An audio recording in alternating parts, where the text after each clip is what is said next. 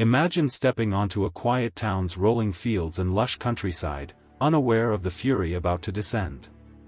It's July of 1863, and Gettysburg, Pennsylvania, is about to become a name that will echo across generations. Over 3 days, this town will see some of the bloodiest fighting of the Civil War. But what led these two massive armies here? Why did the fate of a divided nation hang in the balance on these fields? And what could possibly drive men to charge into the fray, knowing the cost? Chapter 1. Setting the stage.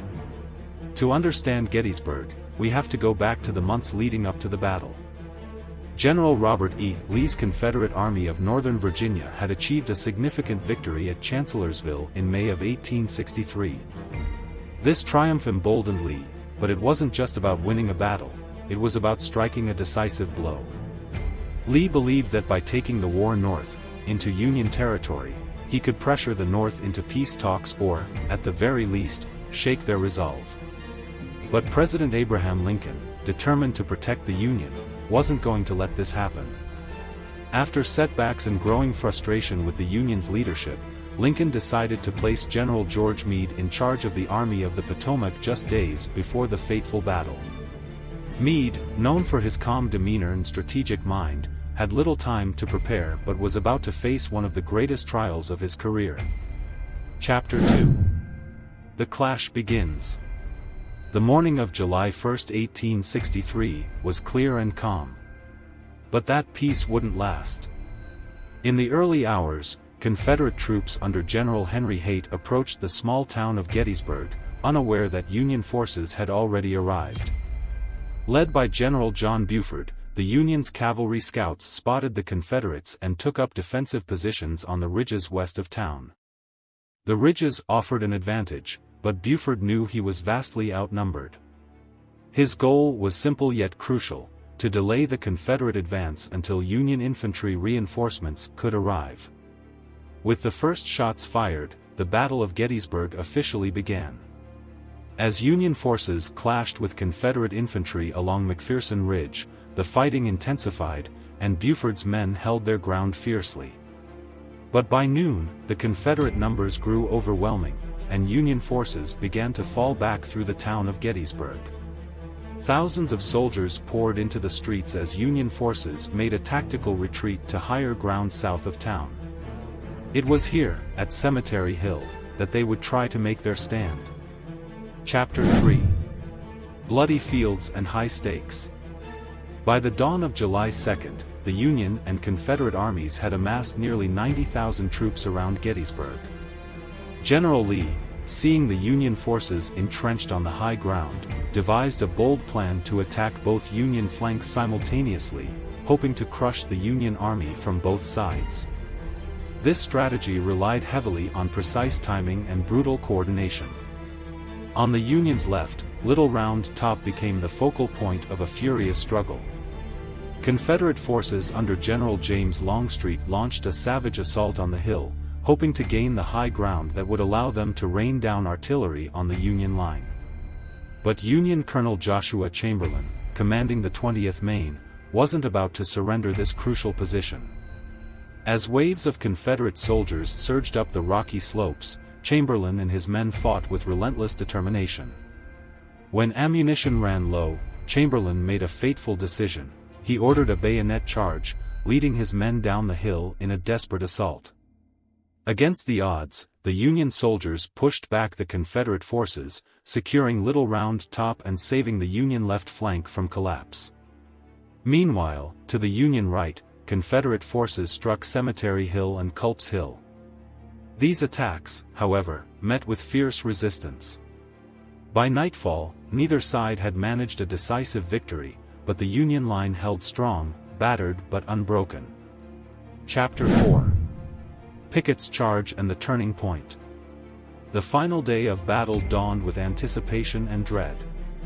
Confederate General Lee was determined to end the struggle at Gettysburg with a final, all-out assault. He chose Cemetery Ridge as his target, intending to break through the Union center in a bold, frontal attack. Leading this assault was General George Pickett, whose division would charge across an open field toward the heart of the Union defenses. The attack began with one of the largest artillery barrages of the war. Confederate cannons roared, unleashing an unprecedented barrage meant to weaken the Union center. But as the smoke cleared, it became clear that much of the Confederate fire had overshot its mark. When Pickets' men finally began their advance, it was like a tidal wave crashing forward, nearly 12,000 Confederate soldiers, moving in perfect formation across 3/4 of a mile under relentless Union fire. Union artillery unleashed devastating volleys, tearing through Confederate ranks, yet the soldiers kept coming, marching resolutely toward the Union line. As they reached Cemetery Ridge, hand-to-hand combat broke out. The charge faltered, and Union forces pushed back. The Confederates had thrown everything into this assault, but it was a gamble that failed. The Confederate soldiers fell back, leaving thousands of their comrades dead or wounded in the field. The Union had held once again. Chapter 5. Aftermath. The Battle of Gettysburg was over. In just 3 days, more than 50,000 soldiers had been killed, wounded, or gone missing, a staggering toll that made Gettysburg the bloodiest battle in American history. Among the dead was Jenny Wade, a civilian who became the only Gettysburg resident killed during the battle when a stray bullet struck her as she baked bread. For the Confederates, Gettysburg marked the end of Lee's ambitions in the North. His army, weakened and demoralized, began the grueling retreat back to Virginia. For the Union, Gettysburg was a victory, a costly one, but one that marked a turning point. It lifted Northern morale and showed that the tide of the war could indeed turn. Chapter 6. The Gettysburg Address. 4 months later, on November 19, 1863, President Lincoln traveled to Gettysburg to dedicate the soldiers' national cemetery. Standing before a crowd, he delivered one of the most famous speeches in American history, the Gettysburg Address. In just 271 words, Lincoln honored the fallen and reaffirmed the nation's commitment to freedom and equality, proclaiming that government of the people, by the people, for the people, shall not perish from the earth. With these words, Lincoln redefined the Civil War as not just a struggle to preserve the Union, but as a fight for human equality and liberty. Chapter 7. Legacy. Today, the fields of Gettysburg stand as a solemn reminder of sacrifice and bravery. Monuments and memorials dot the landscape, each telling the story of a regiment, a soldier, or a pivotal moment in the battle.